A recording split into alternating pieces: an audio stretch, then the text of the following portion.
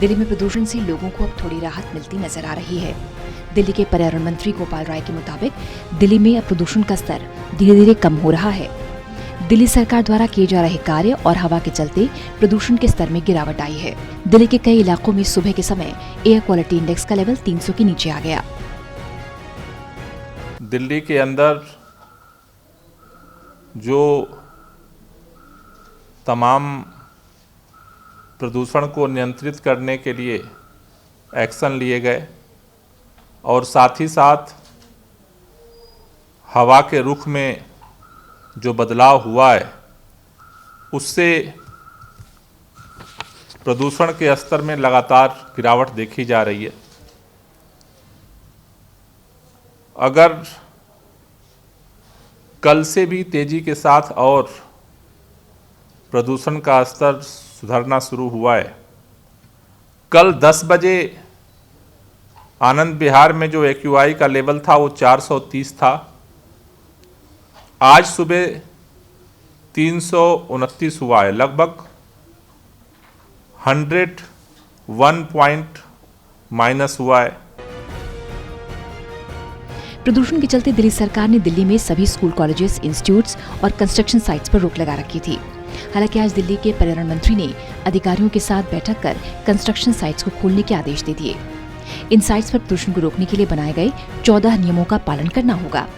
अगर नियमों का उल्लंघन होता है तो नोटिस दिए जाएंगे और काम बंद करने के आदेश दिए जा सकते हैं। दिल्ली में 585 मॉनिटरिंग टीमें इसके लिए काम कर रही हैं। दिल्ली के अंदर कंस्ट्रक्शन और डिमोलिशन कार्य में जो बैन था उसे खोलने का निर्णय लिया गया है, लेकिन जो भी एजेंसी, चाहे वो सरकारी हो, चाहे प्राइवेट हो, चाहे कोई व्यक्तिगत रूप से कंस्ट्रक्शन कर रहा हो, मॉनिटरिंग हम अभी सख्त रखेंगे।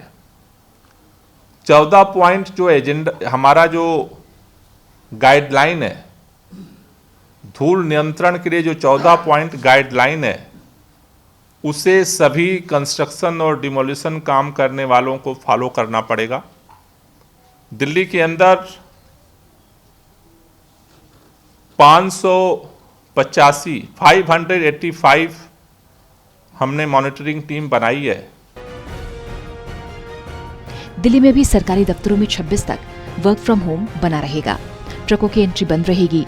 प्रदूषण के स्तर में लगातार गिरावट आती है तो सरकार CNG ट्रकों को एंट्री देने पर विचार करेगी।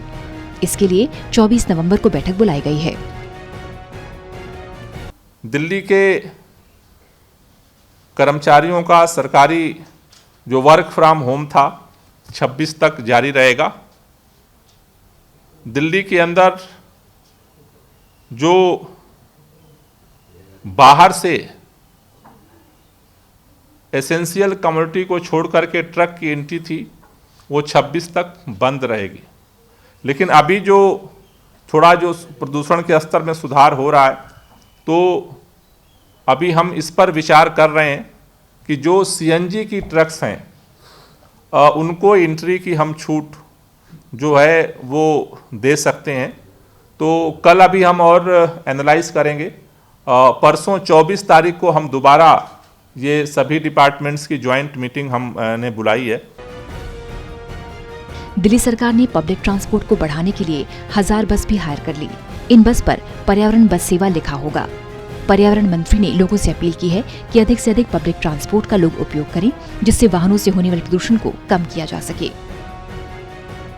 1000 जो हम पर्यावरण सेवा के तहत जो किराए पर CNG बसें लेने का निर्णय लिए थे वो हायर कर लिए गई हैं। और मैं दिल्ली के लोगों से अपील करना चाहता हूं कि चूंकि आमतौर पर आप DTC क्लस्टर की जो बसें हैं वो देख करके आप पहचान जाते हैं और आप उसमें यात्रा करते हैं, लेकिन अब ये जो 1000 बसें सड़क पर हैं आप उसमें भी DTC की सुविधाओं के साथ ही यात्रा कर सकते हैं। उस पर पर्यावरण बस सेवा लिखा होगा, DTC द्वारा संचालित।